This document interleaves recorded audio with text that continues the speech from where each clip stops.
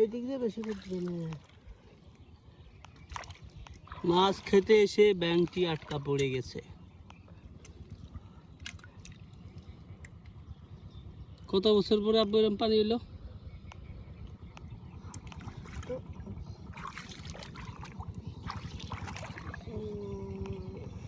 2007 সালের 8 সালে আমরা ওই ইসির দিকে রাস্তার পরে জাল পাতেছি, সেই মতো এই রাস্তা হয় নাই। এখন এই যে রাস্তাতে গাড়ি যাচ্ছে, তারপরে তো বড় পানি 7 সাল হয়েছে।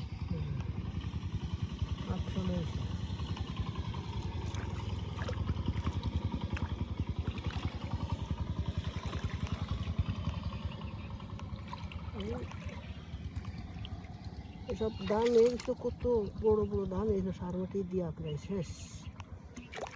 এসব ধান এই যে এইসব যে ভুঁই আমরা বলি মাগুরার ভাষায়, অন্য অন্য জায়গায় এগুলোরে বলে জমি। এদিকে সব ধান লাগানো ছিল, এই যে 2-1টা ধান এখনো আছে।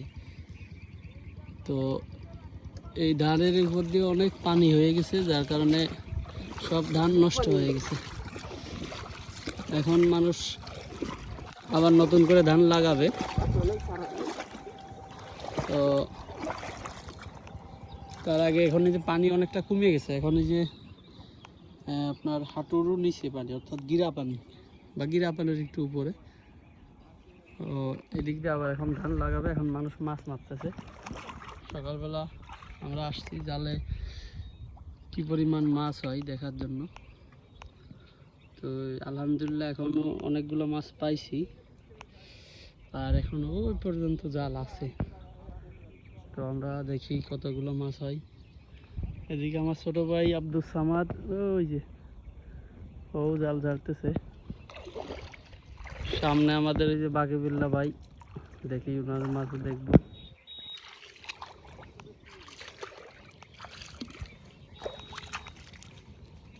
মাছ